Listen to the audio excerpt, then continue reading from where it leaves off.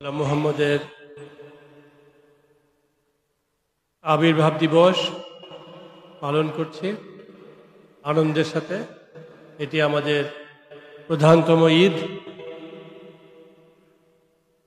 এই ঈদে আমরা 12ই রবিউল আউয়াল থেকে 17ই রবিউল আউয়াল পর্যন্ত এই সপ্তাহব্যাপী প্রায় অনুষ্ঠান পালন করছি। আমাদের অনুষ্ঠানের মধ্যে আলোচনা রইল আজকে। আগামীকাল থেকে আমাদের অনুষ্ঠানে সন্ধ্যা প্রার্থনা অর্থাৎ সাজারা পাঠের পর আমরা সকলে ধ্যানে চলে যাব। আর এর আগে এখন থেকে যেহেতু অনুষ্ঠান শুরু হয়ে গেছে, আমরা দিনেও যদি দরবারে আসি, আমরা এখানে অথবা উপরে যেখানেই থাকি না কেন, আমরা শুধুমাত্র দায়েমি সালাতের যে ধ্যান, আনুষ্ঠানিক ধ্যান, সেটিতেই নিমগ্ন থাকব। দরবারের মাঝে যেন কোনো জাগতিক আলোচনা না হয়, সেটি আমাদের কড়াভাবে খেয়াল রাখতে হবে। কোন রকম জাগতিক আলোচনা যাতে এই দরবারে না হয়। সবসময় যেন আমরা হয় মুর্শিদের চেহারার ধ্যানে থাকব অথবা নিজের মধ্যে নিজে ধ্যানে থাকব, নিঃশ্বাস এবং মুর্শিদের স্মরণ সংযোগের চেষ্টা। ঠিক আছে? আমরা 17ই রবিউল আউয়াল আবারও এই রকম আলোচনা এবং আনন্দের সাথে এই সপ্তাহব্যাপী অনুষ্ঠানের আনুষ্ঠানিকতার পরিসমাপ্তি করব। এটি আমরা বলে রাখলাম আগেই যে এই অনুষ্ঠান চলবে 12ই রবিউল আউয়াল থেকে 17ই রবিউল আউয়াল পর্যন্ত। এতক্ষণ আপনারা আলোচনা শুনেছেন, বিভিন্ন জনের আলোচনায় দেখেছেন যে প্রত্যেক আলোচকই বলেছেন যে রাসূলুল্লাহ সাল্লাল্লাহু আলাইহি ওয়াসাল্লাম তার আগমন এই মানব জাতি কুল কায়নাত সকলের জন্য আশীর্বাদ স্বরূপ। তিনি না হলে এই জগৎ সংসার কিছুই থাকতো না, দরকার ছিল না।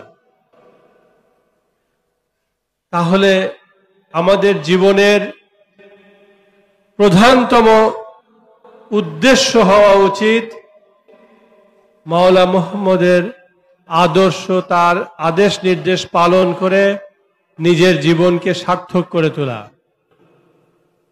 আমরা আমাদের সন্তানদেরকে জীবন সার্থক করতে বলি কিভাবে?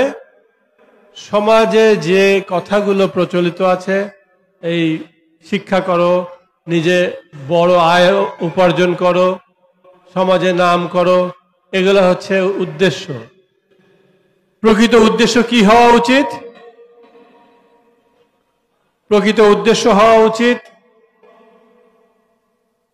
রসুলের আদর্শ পালন করে তিনি আমাদের কি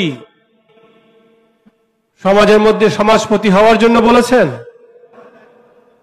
হেরা গুহায় দায়েমি সালাত করে মুমিন হওয়ার দিকে অগ্রসর হওয়ার জন্য বলে গেছেন।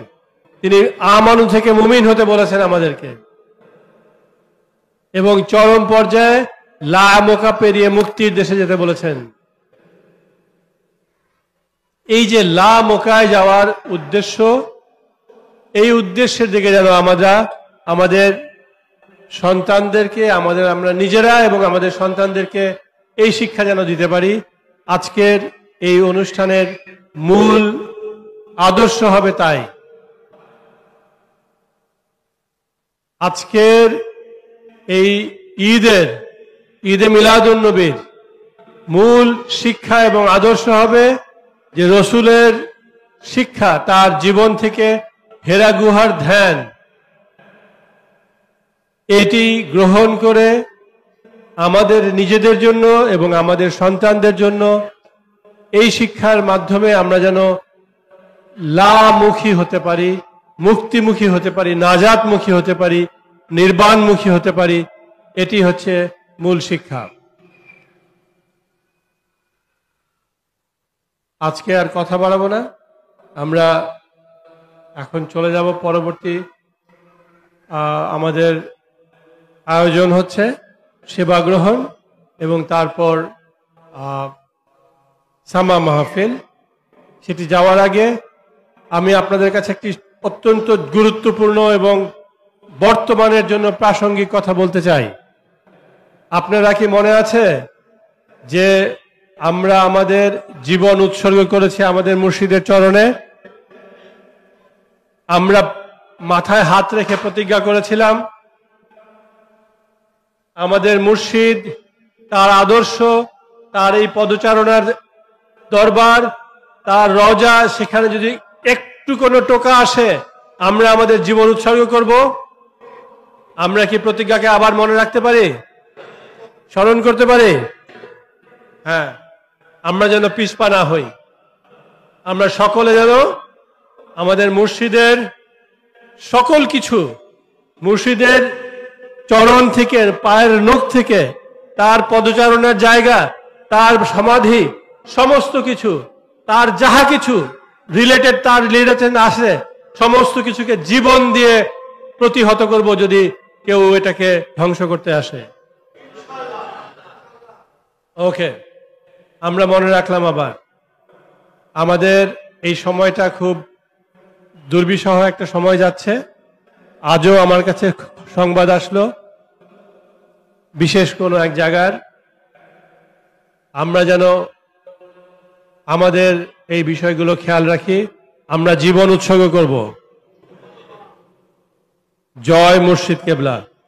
আপনি আমাদের সাহস দেন, আমাদের মাঝে ঈমান যেন আমরা ধরে রাখতে পারি, আপনার চরণে যেন আমরা নিজেদেরকে সমর্পণ করে দিতে পারি, রসুলের প্রেমে যেন আমরা নিজেদেরকে সমর্পণ করতে পারি।